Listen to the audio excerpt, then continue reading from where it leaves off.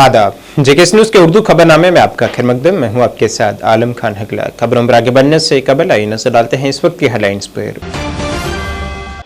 उमर अब्दुल्ला ने कहा कांग्रेस के साथ कुछ नशिस्तों पर इत्तेफाक राय होना है, बाकी कहा पार्टी उम्मीदवारों की फहरिस्त 27 अगस्त से पहले लाई जाएगी मंजर आम पर। स्वीप प्रोग्राम के तहत सुरनकोट में मुनक्किद हुआ वोटर बेदारी प्रोग्राम। 27 सितंबर को होंगे इंतखाबात।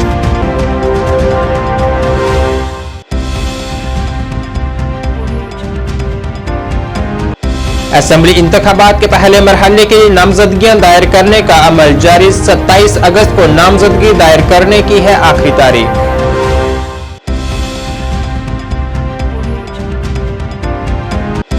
और जिला राजौरी में वीवीपैट और ईवीएम की रैंडमाइजेशन के पहले मरहला हुआ मुकम्मल। तमाम सियासी जमातों के नुमाइंदगान ने भी की शिरकत।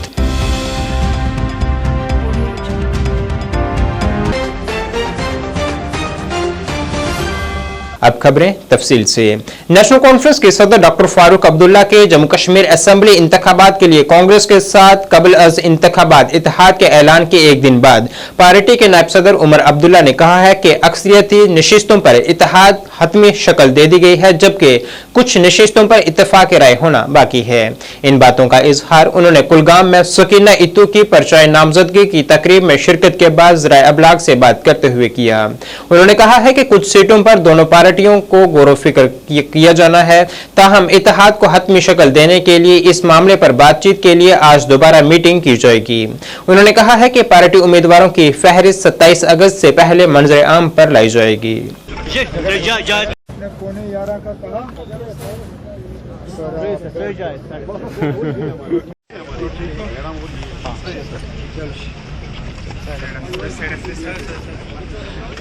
और साथ ही सकीना यतू साहिबा ने अपना नॉमिनेशन पेपर जो है वो फाइल किए।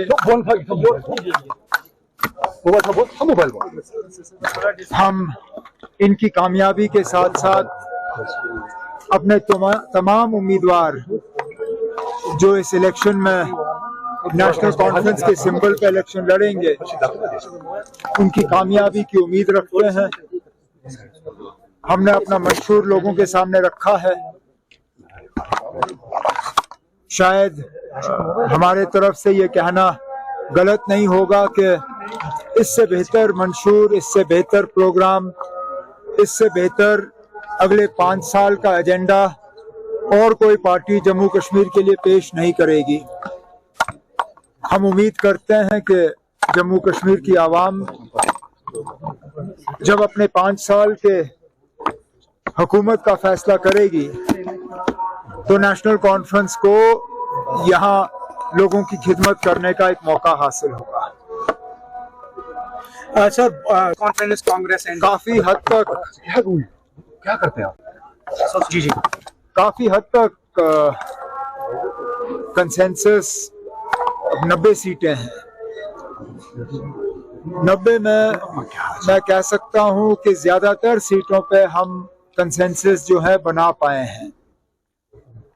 कुछ सीटों पे हम अड़े हुए हैं, कुछ सीटों पे कांग्रेस के जो लोकल लीडर हैं वो अड़े हुए हैं। आज फिर बैठेंगे और कोशिश करेंगे कि जहां तक हो सके जो बाकी सीटें हैं उनको हम जो है अलायंस के दायरे में लाके अपने उम्मीदवार जो हैं वहां पे ऐलान कर सकेंगे। सर, क्या कुलगाम इस तरह का भी फैसला हुआ नहीं है। जब आखिरी लिस्ट तैयार होगा और हमारे सदर फारूक साहब उस पर मंजूरी देंगे, सारा कुछ आपके सामने होगा। मैं एक एक सीट का यहाँ पे जवाब नहीं दे सकता हूँ कि कौन सी सीट नेशनल कॉन्फ्रेंस के पास होगी, कौन सी सीट कांग्रेस के पास होगी और क्या ऐसी कोई सीटें हैं जो हम किसी और पार्टी के लिए छोड़ें। ये फिलहाल मैं अभी इसमें कुछ कह नहीं सकता। 27 को अब आपको क्यों इतनी परेशानी ना? किस पार्टी ने अपना लिस्ट पेश किया अभी तक जिन पार्टियों ने अपना लिस्ट पेश किया उनमें से किसी ने भी कैंडिडेट का ऐलान नहीं किया। उन्होंने बड़ी इसमें चालाकी की। उन्होंने कॉन्स्टिट्यूएंसी इंचार्ज का लिस्ट आपके सामने रखा। हमारे कॉन्स्टिट्यूएंसी इंचार्ज तो 10 साल से काम कर रहे हैं ना। तो आप हमारे लिस्टों के पीछे क्यों पड़े हो? स्वीप प्रोग्राम के तहत एक बेदारी प्रोग्राम आज गवर्नमेंट हायर सेकेंडरी स्कूल चंदीमारा में मुनक्किद हुआ है, जिसकी रहनुमाई स्वीप नोडल ऑफिसर बराए सुरनकोट असेंबली हल्का मुख्तार मनहास ने की है। इस दौरान मसवरी के मुकाबले और वॉलीबॉल मैच समेत बेशतर सरगर्मियां अंजाम दी गई हैं, जिसका मकसद वहां वोटरों को उनके वोटिंग के हवाले से बेदार करना था। याद रहे कि पुंछ में दूसरे मरहले के तहत 25 सितंबर को इंतखाबात होंगे।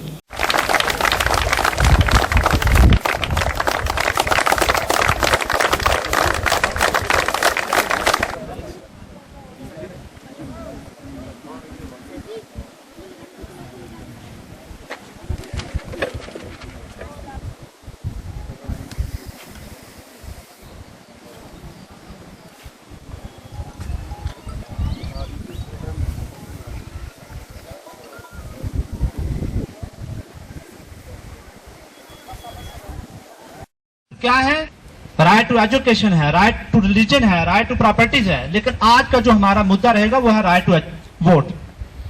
हम और आप असेंबली कॉन्स्टिट्यूएंसी 88 सुरनकोट, जनाब मुख्तार हसन मनाज साहब, वर्दी principal higher secondary school Surankote, Malik साहब, इस अदारा के staff members, most dear students, good morning to all of you.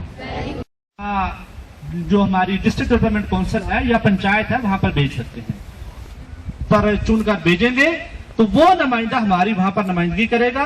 हमारे इलाके की जो प्रॉब्लम्स हैं, हमारे इलाके की जो डिमांड्स हैं, वो गवर्नमेंट के आगे रखेंगे वो, और फिर जाकर डेवलपमेंट होगी। ये टू वे प्रोसेस, कोई एजुकेशन इंस्टीट्यूशन नहीं है, तो आप सारे लोग वहां नहीं पहुंच सकते। तो उसके लिए एक सिस्टम ये है कि जमहूरी मुल्क है ये, यहाँ पर जमहूरियत है, और वैसे भी आप लोग जानते हैं, आप में से बहुत सारे बच्चे पॉलिटिकल साइंस के स्टूडेंट भी हैं। डेट ऑफ इलेक्शन 25 कौन से? ओके,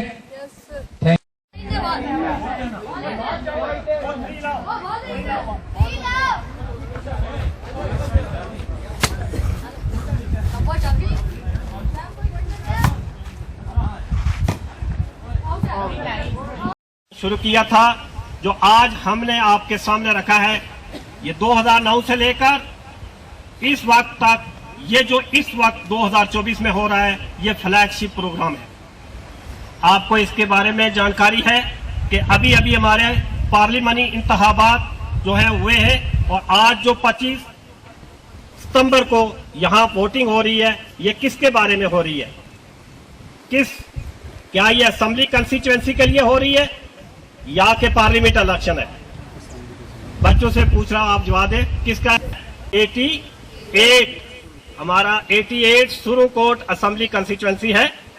इसमें हमने सबसे पहले जो देखना है वो ये देखना है कि जो हमें गाइडलाइन दी गई है कि इलेक्टोरल लिटरेसी क्लब जो है वो कंस्टिट्यूट करना है। मेरी सबमिशन है, जो हेड ऑफ द इंस्टीट्यूशन है यहाँ इस वक्त मौजूद, उनसे कि आप एक इलेक्टोरल लिटरेसी क्लब बनाएं, और इसमें एक अपना टीचर और साथ आप वोट डाल के भी जा सकते हैं। So the first thing is that we must care about the things that really matter. So अगर आपका पापा वोट करेंगे, आपकी मम्मा वोट करेंगे, आपके भाई जो एलिजिबल है वोट करेंगे, उसका फायदा किसका होगा? आपको। किसका होगा?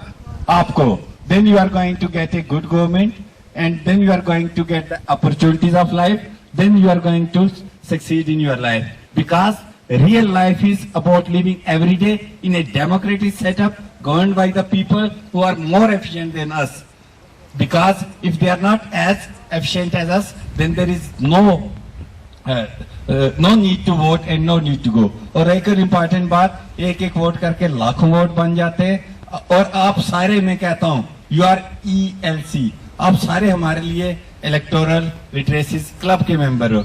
आपने घरों में जाना है, आपने मोहल्ले में ट्राई टू मोटिवेट, पापा अंकल उठो वोट करो। कि आप हमें बेटर नहीं, पापा घर में क्या कर रहे होते हैं? बच्चे के लिए पैसे जोड़ो, बच्चों के लिए प्रॉपर्टी बनाओ, लेकिन सबसे पहले आप बच्चों के लिए अच्छी गवर्नमेंट चूज करना, जो उनके लिए एम्प्लॉयमेंट क्रिएट करे, स्कूल्स के इंफ्रास्ट्रक्चर डेवलप करे। इलेक्शन कमीशन ऑफ इंडिया को ये प्रोग्राम चलाने की क्यों जरूरत पड़ी? स्वीप के मायने हैं systematic voter education electoral participation. ये इलेक्शन कमीशन ऑफ इंडिया की तरफ से फ्लैगशिप प्रोग्राम चलाया जा रहा है।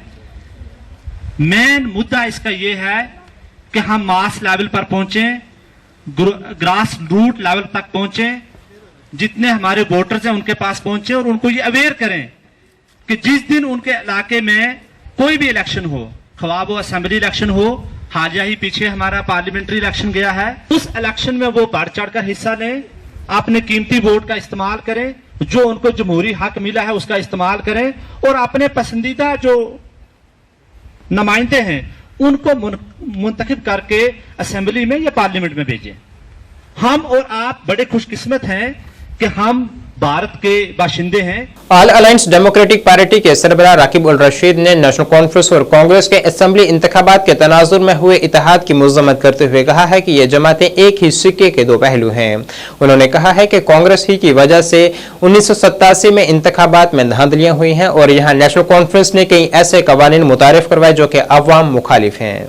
देखिए, जहाँ तक अभी मतलब जो एक नई ये हुई है कांग्रेस और एनसी का अलायंस हुआ है, तो जो आजकल के यूथ है, आजकल के बच्चे, आजकल की जनरेशन है, शायद उनको कश्मीर की हिस्ट्री नहीं पता हो। ये वही कांग्रेस है जिन्होंने हमसे हमारी 53 की पोजीशन वापस छीनी। ये वही एनसी है जिसने कांग्रेस के साथ मिलकर 87 के इलेक्शनों में धांधली करके हमारे 2 लाख नौजवानों को कब्रों में पहुंचाया। हमें यहाँ पर हर एक वो अंधा कानून लाया, चाहे टाडा था, पोटा था, टास्क फोर्स था। ये वही एनसी है जिन्होंने कुर्सी की खातिर, कुर्सी पे मतलब कुर्सी के खातिर यहाँ के 1.5-2 लाख नौजवानों को कब्रों तक पहुंचाया। ये वही एनसी है जिसने सिर्फ इक़्तिदार की भूख में जम्मू कश्मीर के लोगों पर अंधे कानून और जुल्म किया। हम कहते हैं कि बीजेपी ने 370 और 53 की पोजीशन हमसे छीनी। मैं तो ये कहता हूं कि ये ऑलरेडी जो 70 साल से यहां पर हुकूमत कर रहे थे वो इस चीज को परमानेंट क्यों नहीं कर पाए। और कांग्रेस कहता है कि जम्मू कश्मीर के लोगों पे जुल्म हुआ मतलब ये 2 कानून उठाकर।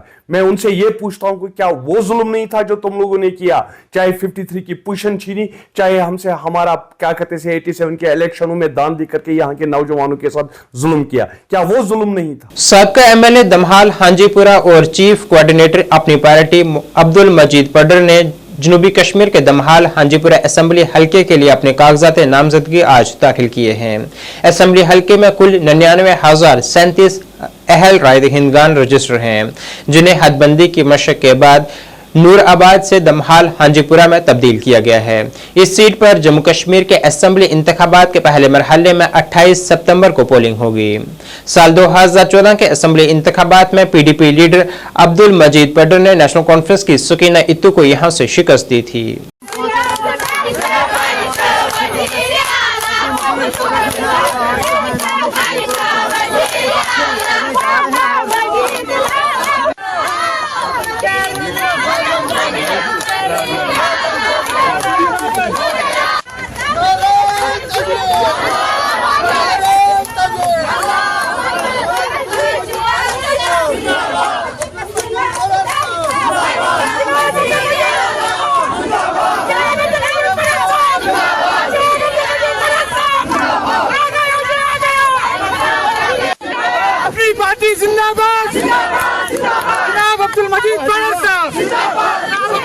कहूँगा मैं ये लोगों से अपील करूँगा, हमने नॉमिनेशन फाइल किया है आज, तो मेहरबानी करके वोट दीजिए और 10 साल के बाद आपको मौका मिला है अपनी सरकार बनाने के लिए, तो 10 साल के बाद लोग अपना सरकार चुनेंगे, क्योंकि ब्यूरोक्रेसी का कोई हल नहीं होता है।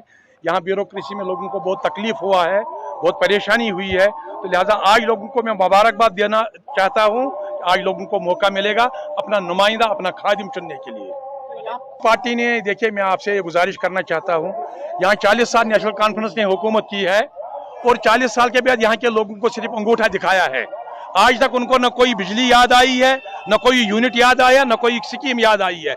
आज नेशनल कॉन्फ्रेंस को 200 यूनिट याद आया है, लेकिन उससे पहले अपनी पार्टी ने अनाउंस किया है कि हम जम्मू कश्मीर के लोगों को सर्दियों के महीने में 300 यूनिट और गर्मियों के महीने, सर्दियों के महीने में 500 यूनिट और गर्मियों के महीने में 300 यूनिट हम जम्मू कश्मीर के लोगों को देंगे अपनी पार्टी। जिला राजौरी में ईवीएम और वीवीपैट की रैंडमाइजेशन के हवाले से तमाम सियासी जमातों के नुमाइंदगान और डीसी राजौरी अभिषेक शर्मा की मौजूदगी में पहले मरहले को अंजाम दिया गया है, जिसमें तमाम सियासी जमातों के नुमाइंदगान और रिटर्निंग ऑफिसरान के साथ मुख्तलिफ मामलात पर गौर-व-खोज किया गया है और मसाइल ज़ाब्ता इखलाक पर सख्ती से अमल करने की तलकीन की गई है।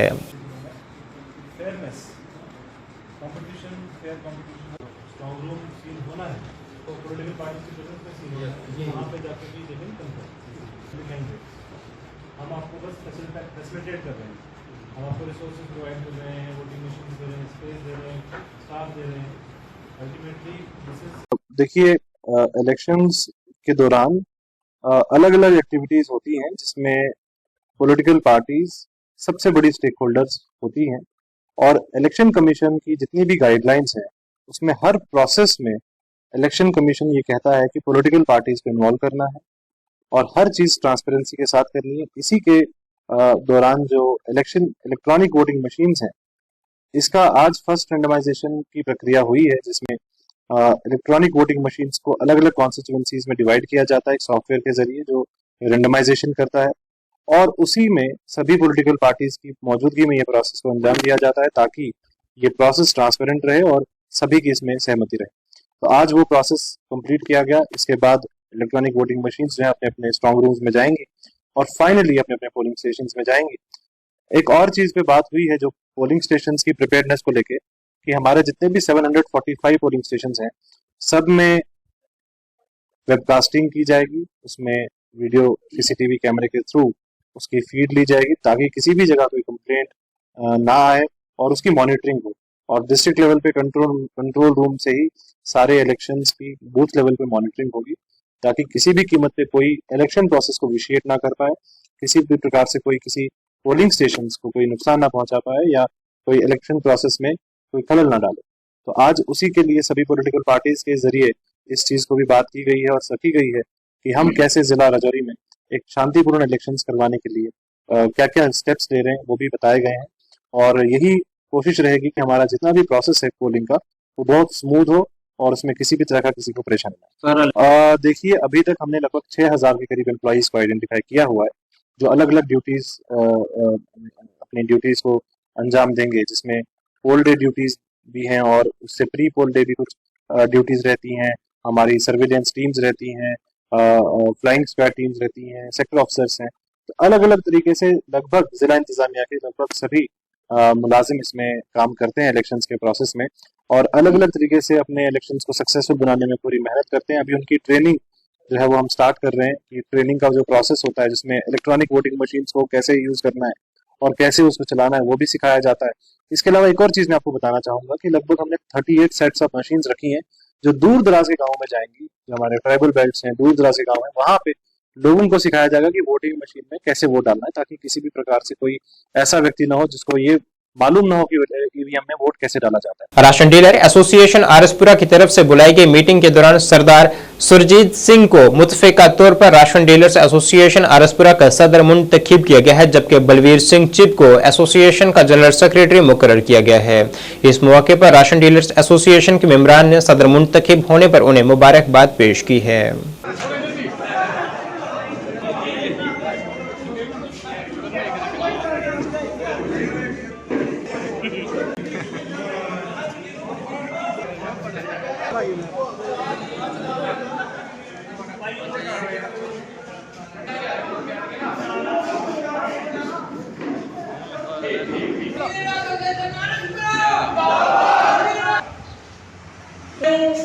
परसों मिलके साइन भी ले गए और हर किसी को फोन भी किया, टीएसओ साहिबान नोटिस दे के इन्फॉर्म भी किया गया कि आज असली मीटिंग है वो आ गया। बड़ी तादाद में जेडे तुसी सारे साथी आए हो और अली वक्त लिहाज साथी और कमेटी के वाइस प्रेसिडेंट नहीं किए जो भी है प्रेस के माध्यम में दसना चाहना कि डीलर एसोसिएशन आरएसपुरा, सुचेतगढ़, चुकरोई, एवं मीरा साहब चारे जोड़े खंड ने सारे मिला के एक एसोसिएशन सारी जी है ਡੇਲੀ ਅਸਰ ਆਰਸਪੁਰਾ ਦੇ ਨਾਂ ਦੇ ਨਾਲ ਅਸੀਂ ਰਜਿਸਟਰਡ ਵੀ ਕਰਾਈ ਦੀ ਹੈ। ਇਹਦਾ ਕਾਰਜਕਾਲ ਜਿਹੜਾ 2 ਸਾਲ ਦਾ ਸੀ ਉਹ ਪੂਰਾ ਹੋ ਗਿਆ। ਅੱਜ 2 ਸਾਲ ਦੇ ਬਾਅਦ ਦੁਬਾਰਾ ਫਿਰ ਸੇ ਚੁਣਾਵ कराए गए जो सारे डीलर की सहमति के नाल उन्होंने पुरानी कमेटी के जोड़े प्रधान सरबजीत सिंह जी तो जनरल सैकटरी बलबीर सिंह जी इन्हों द्वारा लोगों सारे ने इन्हों ही चुनिया है और इन्होंने कंधे पर जी कि जिम्मेवारी पाई है कि बाकी कमेटी जी फ्रेम करनी है। ये 2 बंदे बाकी कमेटी को फ्रेम करेंगे। और अज के इस प्रोग्राम के प्रेस जोड़े जिन्होंने बहुत सारा सहयोग दिता है, अभी प्रेस का भी बहुत शुक्रिया अदा कर रहे हैं। और जिन्हें डीलर सारे साहिबान जिन्होंने वोट पाए हैं। और मैंने जो 3 बार पिछले 2 बार जो मैं प्रधान बना था वो इनको खुद भी पता है। मैं अपने मुंह से कुछ नहीं कहता कि मैंने इनके लिए क्या किया है क्या नहीं किया है। और आगे ये जो 2 साल का टाइम इन्होंने मुझे दिया है सारे डीलर साहबान ने आप देख ही ले हो। और इनका मैं एक तो दिल के कह रही हूँ बिल्कुल ही करवाती हूँ। दूसरा नंबर इनको कभी भी किसी किस्म की किसी भी डिपार्टमेंट से इनको परेशानी नहीं झेलनी पड़ेगी, ये मेरा इन डीलर साहबान से वादा है। और दूसरा नंबर जो पिछले हफ्ते आपने एक देखा होगा कि एक टीम फ्रेम हुई थी और उनको जो डीलर साहबान 10-12 डीलर उधर गए हैं उनको ये कह के बुलाया गया था कि मंथली मीटिंग है। मंथली मीटिंग जैसे हम करते थे आपको पता है कई बार मैंने आपको भी बुलाया होता है मंथली मीटिंग के लिए, लेकिन अनफॉर्चुनेटली इनको जाके उधर जाके पर बताया कि ये जी आपने इधर प्रेसिडेंट चुनना है। उनके दिल में थोड़ा सा मायूसी हुई कि आपको पहले बुला रहे थे, जब प्रधान पहले को बुला लेते सभी बैठ के डिस्कस करते जो अगर आपने बनना था ऐसा तरीका होता, लेकिन उन्होंने तरीका कार बाद में बनाया।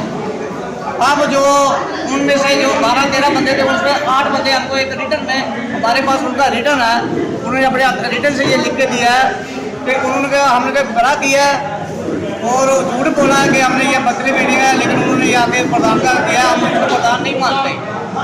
और ये देखो ये डीलर आपने कितना कीमती टाइम निकाल कर ये मेरा पुराना है 3 साल का 2 साल का टर्नओवर देके तीसरी बार मेरे को इन्होंने चांस दिया है। और मैं आप मीडियम के माध्यम से इनको कहना चाहता हूँ, उसकी टीम को भी कहना चाहता हूँ कि जो अभी लेटेस्ट बनी है उनको बोलो ऐसे झूठे प्राप्तों मत छोड़ो, हम इज्जत देंगे इज्जत लेंगे। मैंने सुबह भी उनके एक वर्कर से बात की है, बड़ी अच्छी बात की है, उसने भी मैंने बोला मेरे तरफ से उनको हाथ जोड़ के ये बेनती करो कि अगर मैं किसी किस्म के उनके खिलाफ IRP की 3री, 9वीं और 12वीं बटालियंस ने पटन परिहासपुरा में मुश्तरका तौर पर योगा प्रोग्राम का एहतमाम किया है। यहाँ 21वीं बटालियन के commandant Mahmood Ahmad, deputy commandant Farooq Ahmad, Masood Ahmad और DSP गुलाम हुसैन समेत तमाम ऑफिसरान, अहलकार और तमाम लाइन ऑफिसर्स मौजूद थे। प्रोग्राम का बुनियादी मकसद तमाम कुव्वतों को तनाव से पाक बनाना था और उन्हें खुश और खुरम जिंदगी गुजारने की तरगीब देना था ताकि अपनी ड्यूटी के दौरान वो हर किस्म के चैलेंजेस का सामना कर सकें।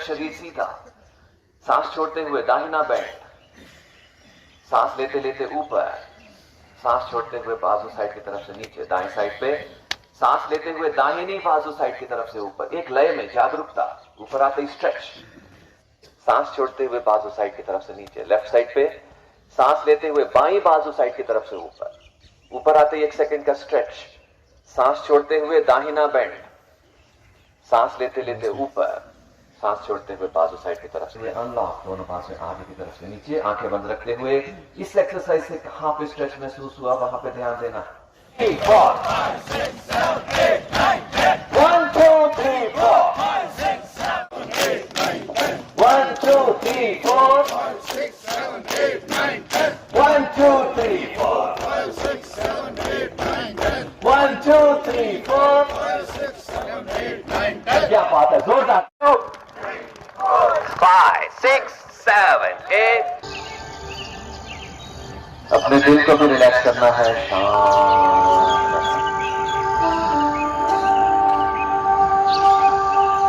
छाती को रिलैक्स करेंगे, पूरी पीठ को रिलैक्स करना है, शांत। गुड मॉर्निंग, मेरा नाम नरेंद्र आनंद है। अमृता यूनिवर्सिटी केरल की तरफ से आ रहे हैं, केरल से जम्मू कश्मीर की यात्रा पे हैं। आर्म फोर्सेस के लिए प्रोग्राम चल रहे हैं, पुलिस के लिए प्रोग्राम चल रहे हैं, स्कूल्स एंड कॉलेजेस के लिए प्रोग्राम चल रहे हैं, स्ट्रेस रिलीज पे, होलिस्टिक हेल्थ पे। तो आजकल की तेज़ रफ्तार की दुनिया में ज़रूरत है मन की शांति। हम ढूंढते हर जगह हैं, बट बाहर ढूंढने की बजाय अंदर ढूंढने का प्रयास है। फिज़िकल हेल्थ ज़रूरी है, मेंटल हेल्थ ज़रूरी है और इमोशनल हेल्थ ज़रूरी है। तो ऐसे सेशंस किए जा रहे हैं JNK पुलिस के लिए। हमने अभी ट्रेनिंग सेंटर्स कवर किए जम्मू सेक्टर में। अभी प्रोग्राम चल रहे हैं JNK पुलिस में, ट्रेनिंग सेंटर्स प्लस बटालियंस में भी, क्योंकि पुलिस का काम बहुत मुश्किल होता है। सुबह से लेकर शाम तक अलग अलग लोगों से डीलिंग्स होती हैं, अलग अलग मुश्किल कंडीशंस होती हैं जिससे डील करना पड़ता है। तो इसलिए स्ट्रेस पे कैसे काबू करना है, स्ट्रेस को कैसे हटाना है, गुस्से को कैसे हटाना है, वो बहुत ज़रूरी है। तो ये प्रयास है हमारी तरफ से कि उस स्ट्रेस को कैसे रिलीज़ करना है। इसमें थोड़ी सी रिलैक्सेशन एक्सरसाइजेज रहती हैं। फिज़िकल फिटनेस के साथ साथ मेंटल इमोशनल हेल्थ पे ध्यान दिया जाता है। बहुत अच्छा सपोर्ट है JNK पुलिस की तरफ से भी। अभी हमारा प्रोग्राम था J1 में, बहुत अच्छा प्रोग्राम हुआ। अभी हमारा परिहासपुरे में चल रहा है, 3 दिन के सेशंस हैं। इसके बाद प्रोग्राम रहेगा शीरी में, ट्रेनिंग सेंटर है वहाँ पे रहेगा, फिर मनीगाम में एक ट्रेनिंग सेंटर है वहाँ पे रहेगा। उसके बाद केरल हमारी वापसी रहेगी। तो ऐसे 3 हफ्ते के या 4 हफ्ते के प्रोग्राम्स होते हैं। तो ये पूरा मंथ हमने JNK कवर किया है। तो उम्मीद करते हैं कि इससे पुलिस फोर्स लाभ उठा पाएगी, आर्म फोर्सेस लाभ उठा पाएंगे। और ख़ासकर ये सभी programmes youth empowerment group Amrita university की तरफ से फ्री ऑफ कॉस्ट किए जाते हैं। All party Sikh coordination committee के चेयरमैन जगमोहन सिंह रैना ने आज कहा है कि सेकुलर पार्टी कांग्रेस को कश्मीर के इंतखाबात में बरतरी हासिल होगी। वहीं उन्होंने कहा है कि बीजेपी जो मजहब की बात करती है उसे हालिया लोकसभा इंतखाबात में भी नुकसान बर्दाश्त करना पड़ा है और असेंबली इंतखाबात में भी उसे मायूसी का सामना करना पड़ सकता है। हालांकि नेशनल कॉन्फ्रेंस और कांग्रेस इत्तेहाद के साथ असेंबली इंतखाबात लड़ेंगे, जिससे ये जमातें मजबूत हैं। उन्होंने कहा है कि सिख उम्मीदवार 3 हलकों से इलेक्शन में हिस्सा लेंगे, क्योंकि हमारे मुतालबात को तमाम हुकूमतों ने आज तक नजरअंदाज किया है। डेफिनेटली 2 पॉलिटिकल पार्टियां जो नेशनल लेवल पर इस टाइम मेजर हैं, कांग्रेस और बीजेपी, इन दोनों में एक मेजर फर्क जो है, एक तो सेकुलरिज्म की बात कर रहा है और एक सिर्फ एक हिंदुत्व की बात कर रहा है। तो उसकी वजह से जो हमारे देश में लोग हैं, मेजॉरिटी ऑफ द पीपल, चाहे वो हिंदू है, मुस्लिम है, सिख है, उसके बीच में ये बात सही है कि भाई हमें नेशनलिटी में सेकुलरिज्म को स्ट्रॉन्ग करना है। तो उस सूरत में अभी जो रिसेंटली नेशनल लेवल पर जो इलेक्शन हुआ, आपने देखा कि बीजेपी की काफ़ी सीटें जो हैं वो कम हुई हैं और कांग्रेस जो है वो वापसी कर रही है। उसी तरह से हमारे जम्मू कश्मीर में भी इन दोनों पार्टियों का जो एक रुझान रहा है, वो जो नेशनलिस्ट फोर्सेस हैं सारी यहाँ पर, उन सबको एक सेकुलरिज्म की ओर सोच है। और यहाँ का सेकुलरिज्म का जो एक जम्मू और कश्मीर का कंपोजिशन है, वो बराबर आपस में तालमेल खाता है। तो मुझे लगता है कि ये दोनों पार्टी जो हैं ये इनको डिफीट कर देंगी, कांग्रेस और नेशनल कॉन्फ्रेंस। अब सवाल रहा कि शेयरिंग ऑफ सीट्स, तो वो मैंने राहुल गांधी जी का एक मतलब बात सुनी। उन्होंने कहा कि हमें वर्कर की, जो ग्राउंड लेवल के वर्कर हैं, उनकी कदर करनी होगी। तो वो कैसे सेटल करेंगे, that is a major issue.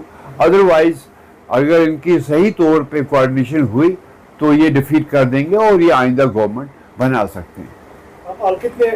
देखिए, हमारा तो ये है कि हम कोई गवर्नमेंट बनाने के लिए party all party Sikh coordination खड़ी नहीं हो रही है।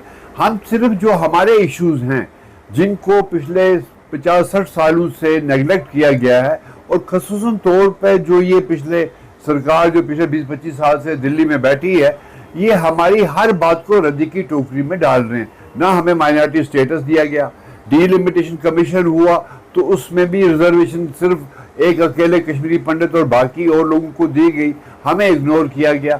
इसी तरह से हमें बाकी जो हमारी लैंग्वेज थी, जो रिकॉग्नाइज्ड लैंग्वेज थी पंजाबी जम्मू कश्मीर में, उसको भी इन्होंने आर्टिकल 370 लाकर उसको भी बाहर कर दिया गया।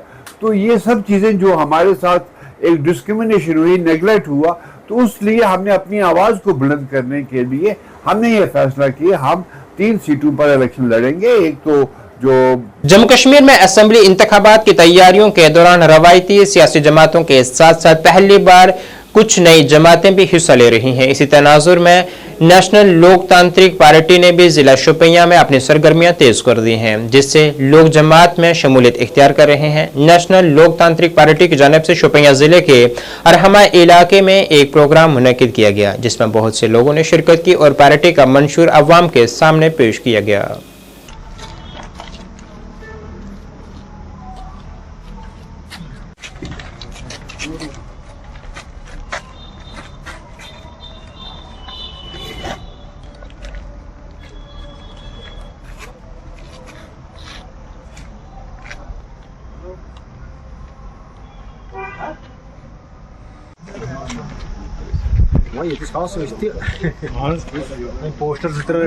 मे नाव मंजूर अहमद कैंट डिस्ट्रिक्ट प्रेसिडेंट शोपियान नेशनल लोकतांत्रिक पार्टी क्या अस कोर अम मूजूब गए पार्टी मज अत वुचन अमुक मुद्दा क्या गई मजबूर पत अत पार्टी से ज्वाइन करने खतर क्या तत वन यह हसा गरीबन हज पार्टी तुम लुकन पे जबरदस्त बुथ पकुन।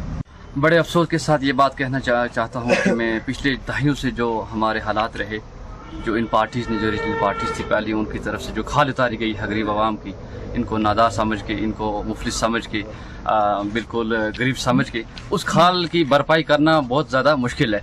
लेकिन हम लोगों ने जब हर जगह से देखा कि हमें हर जगह से धक्के मिले और किसी पार्टी की तरफ से सपोर्ट नहीं आई, जैसे काम हमारे पेंडिंग थे वो वैसे ही रहे, तो इस सिलसिले में हमने कहा कि हम ऐसा नुमाइंदा जो है वो सिलेक्ट करें जो लोगों की भरपाई, ये क्या बोलते हैं कि फलाह व बहबूद के लिए काम करे, इलाके की डेवलपमेंट के लिए काम करे।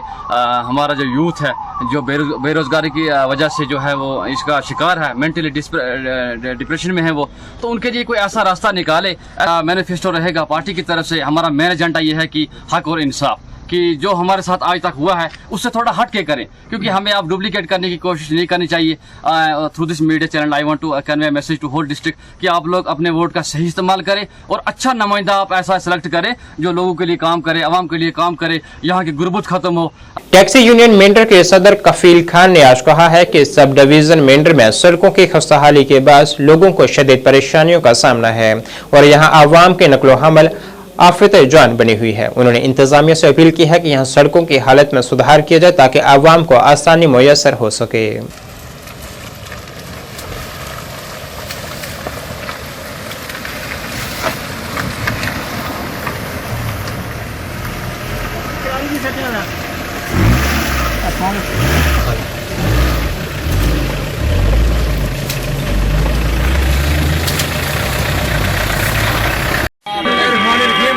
देखिए, आज हमारे ट्रांसपोर्ट यूनियन की तरफ से जो है एक मैसेज रहेगा तारिक साहब आपके माध्यम से कि हमारी जो मेंढर टू सुर रोड है उसकी आप देखें PMGSY के अंडर है, उसकी बहुत बड़ी क्रिटिकल कंडीशन है।